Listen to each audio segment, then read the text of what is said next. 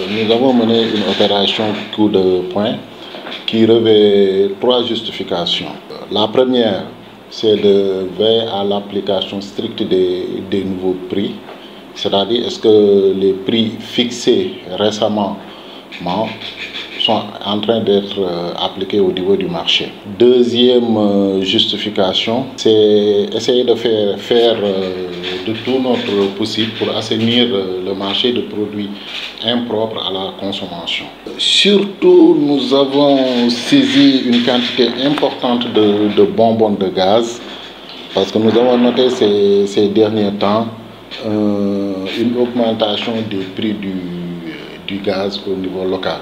Et ceci est dû au fait que, vous le savez très bien, que le Sénégal a les meilleurs prix en matière de bonbons de gaz que les autres pays environnants.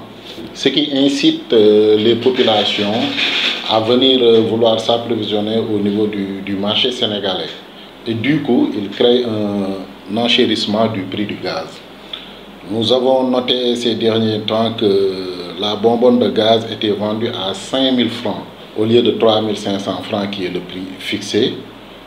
Et du coup, nous nous sommes déployés sur le terrain pour vérifier l'exactitude de cette information et on a vu effectivement que le prix du gaz avait subi une hausse allant jusqu'à 5 000 francs. On a saisi 532 bonbons de gaz pendant ces 3 jours.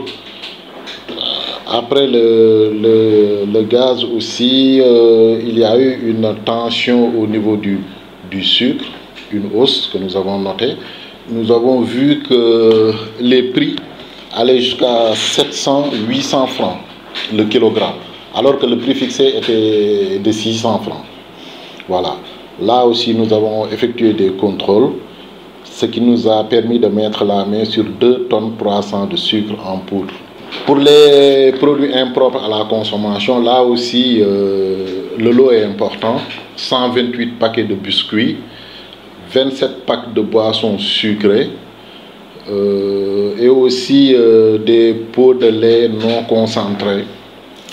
Parce que vous le savez très bien, pendant le Ramadan, les marchés hebdomadaires, et nous en avons un, Diaobé, est inondé de produits qui sont impropres à la consommation. Nous avons fait une descente là-bas et nous avons saisi une quantité importante de produits impropres à la consommation. Et que, vu la porosité de nos frontières, quitter la Gambie ou la Guinée-Bissau et entrer au Sénégal est tellement facile, on peut le faire à vélo, à dos d'âne, etc. Donc, ils viennent s'approvisionner en bonbons de gaz. Et ceci a créé un enchérissement du prix du gaz. Puis, depuis quelque temps, nous avons fait le pied de grue au niveau des frontières pour empêcher la fuite de ces bonbons-là. C'est ce qui d'ailleurs nous a permis de saisir toute cette quantité de bonbons de gaz.